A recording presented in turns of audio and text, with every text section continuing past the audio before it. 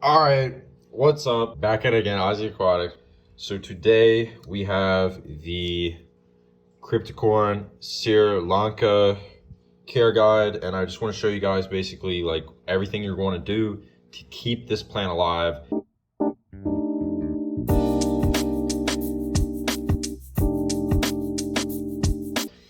So we do have two plants here. The third one I already kind of like processed. So first thing you're gonna do, if you do get in a pot, you're gonna make sure you take it out of the pot.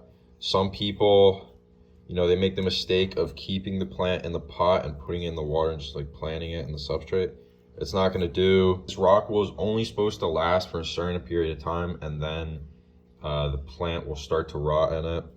So you will notice you will get multiple different types of plants. So what you're gonna wanna do, and this is with most crypts except for there's this one micro crypt that you do not want to do this for, or it will kill the plant. Most crypts melt. So you're just gonna want to take some sort of knife, some sort of scissors, and kind of find where those leaves end. It's right about there. And just kind of trim them off. This is gonna stop the plant from rotting to the stem and then to the root. And if it does end up rotting to the roots, it's going to be a problem because this root is going to die. So you will get multiple ribosomes if you do order it in a pot. We got a couple here, unbox, whole load of these guys. So little babies. So these guys grow pretty fast. Cryptocoryne Sri Lanka, like I said, it's a newer species. I couldn't really find that much info on this, but you will want to keep it in a relatively medium to low light. It's not a super demanding plant. You can over fertilize these plants, so if you're not careful, they can just melt back. Even after being established for a really long time, they will melt back and they'll just rot. So that's something to be wary of. The leaves also, they're pretty thick leaves, but they will be eaten by bigger fish, so make sure you're keeping this in some sort of tropical environment with smaller fish, not any angelfish or anything like that. I've made the mistake of keeping these with angelfish and discus fish before, and it did not turn out well. Discus are pretty calm unless you forget to feed them, but the angelfish will just destroy anything they get their hands onto if they get hungry. So you got to be kind of careful with them. So here's another plant. This one has some duckweed on it. I've had a massive duckweed problem in my one big tank lately, and it's really been annoying me because I get it all over my hands. So this is a beauty right here. Is a big boy. And before I forget, we're gonna have to cut these leaves off. And honestly, it seems like a mistake because no one in their right mind would cut these perfectly healthy looking leaves off. But these leaves are grown, like most cryptocoryne, depending on where you buy, is grown immersed.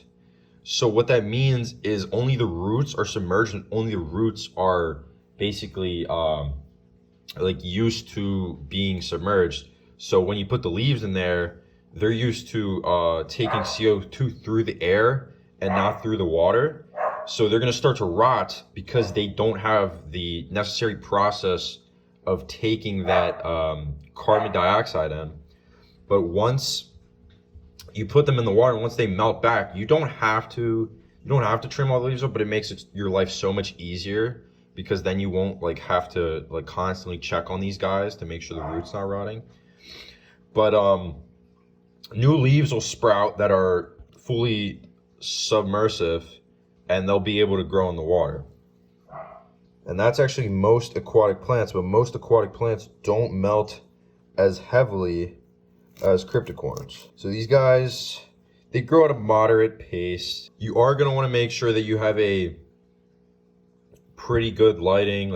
It doesn't have to be too strong, anything like that, but it needs to be sufficient. They kind of propagate, as you see, through kind of runners type of deal. These are worth keeping.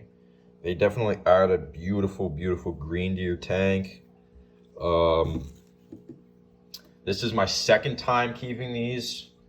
The first time I had absolutely no idea what I was doing, so take it from experience that you will regret it if you do not cut these leaves. CO2 is not required. You can do CO2 and root tabs if you want to. We're gonna go ahead and plant these, and I will update you guys once they get fully grown and beautiful. Here's an update on some of the Cryptocoryne Sri Lanka that we got in a while back. There's actually a lot more of it downstairs, but this is just kind of in the tank. You know, after the leaves cut off, the leaves grow back after about a week to 2 weeks, and they get nice, big, and beautiful like this. A couple other plants, a couple more of the Cryptocoryne in here, but definitely is looking beautiful.